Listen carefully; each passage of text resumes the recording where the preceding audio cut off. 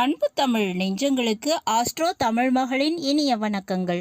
இன்றைய பதிவில் மீன ராசியில் பிறந்த நண்பர்களே, உங்களுடைய வாழ்க்கையில் வீரத்தையும் வெற்றியையும் கொடுக்கக்கூடிய அங்காரகன் என்ற கிரகம், அந்த கிரகத்தால் உங்களுக்கு கிடைக்க போகின்ற அதிர்ஷ்ட பலன்கள் குறித்து தான் இன்றைய பதிவில் பார்க்க போகிறோம்.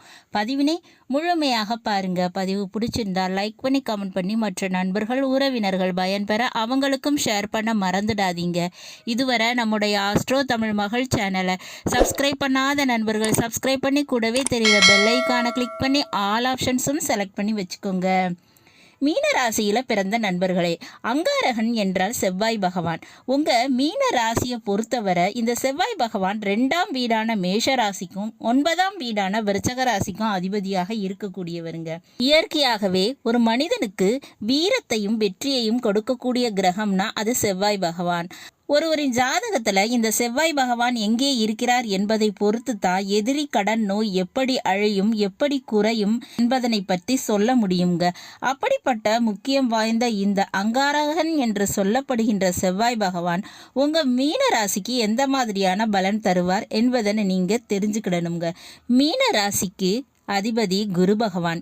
இந்த குருவும் செவ்வாயும் நட்பு கிரகங்கள் தாங்க. குரு விவேகம் நிறைந்தவர், செவ்வாயோ வேகம் நிறைந்தவர். அப்படிப்பட்ட நிலையில உங்களுக்கு செவ்வாய் கொடுக்கக்கூடிய பலன் எப்படி இருக்கும்? மீன ராசியை பொறுத்தவரை 2ஆம் வீடான மேஷ ராசிக்கு உரியவர் செவ்வாய் பகவான் 5ஆம் வீடான கடக ராசியில நீசமடைகிறாரு.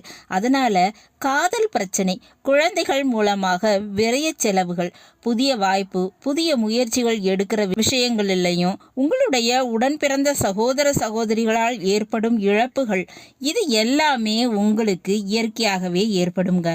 அதே நேரத்தில் செவ்வாய் பகவான் 11ஆம் வீடான மகர ராசியில் உச்சமடைகிறாரு.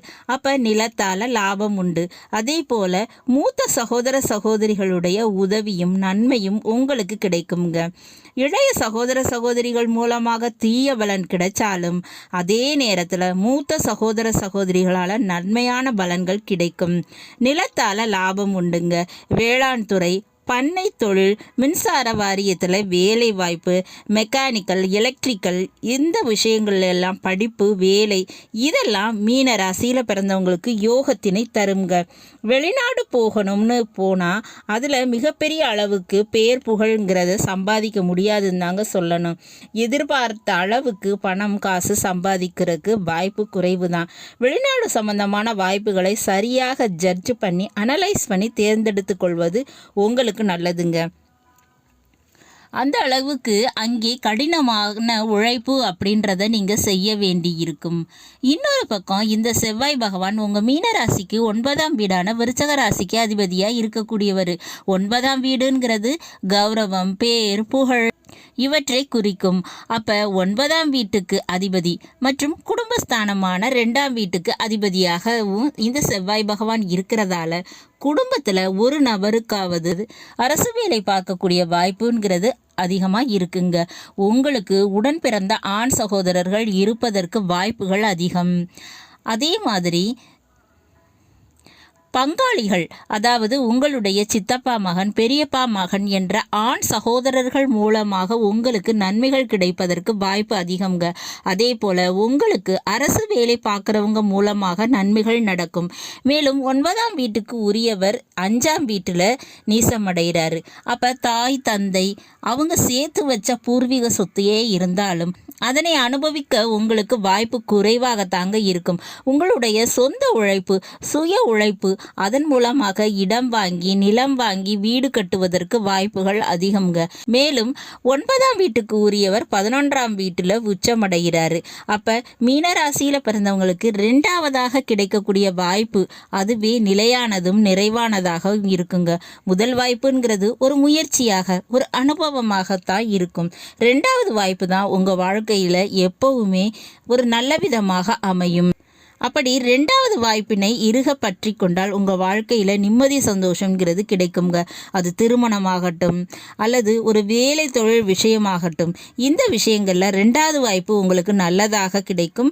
லாபம் நிறைந்ததாக இருக்கும், நன்மைகள் தரும். இதனை நீங்கள் தெரிஞ்சுக்கிறது நல்லது. இந்த விஷயத்தை தீர்மானிக்கிறது செவ்வாய் பகவான். இப்படிப்பட்ட விஷயங்கள் உங்களுக்கு செவ்வாய் மூலமாக கிடைக்குங்க. மேலும் மீன ராசியில் பிறந்தவங்களுக்கு எந்த விதமான எதிரி, கடன், நோய் பிரச்சனை இருந்தாலும் சரி, அதிலிருந்து நீங்கள் விடுபட வேண்டுமென்றால் செவ்வாய் பகவானுக்குரிய அதிதெய்வமான இந்த முருகப்பெருமானை அதிக அளவில் வழிபாடு பண்ணணும். முருகப்பெருமானுக்கு தேன், மஞ்சள், பால் அபிஷேகம் செஞ்சா உங்களுக்கு எதிரி, கடன், நோய் பிரச்சனைகள் எல்லாமே விலகி போயிடுங்க. நல்லது நண்பர்களே, இந்த பதிவு உங்களுக்கு பிடிச்சிருக்கும் நினைக்கிறேன். பிடிச்சிருந்தா லைக் பண்ணி, கமெண்ட் பண்ணி, மற்ற நண்பர்கள், உறவினர்கள் பயன்பெற அவங்களுக்கும் ஷேர் பண்ண மறந்துடாதீங்க. இதுவரை நம்முடைய ஆஸ்ட்ரோ தமிழ் மகள் சேனலை சப்ஸ்கிரைப் பண்ணாத நண்பர்கள் சப்ஸ்கிரைப் பண்ணி, கூடவே தெரிகிற பெல் ஐக்கானை கிளிக் பண்ணி ஆல் ஆப்ஷன்ஸும் செலக்ட் பண்ணி வச்சுக்கோங்க. மீண்டும் ஒரு நல்ல வாய்ப்பினில் உங்கள் அனைவரையும் சந்திக்கிறேன். அதுவரை ஆஸ்ட்ரோ தமிழ் மகளின் அன்பு கலந்த வணக்கங்கள். நன்றி.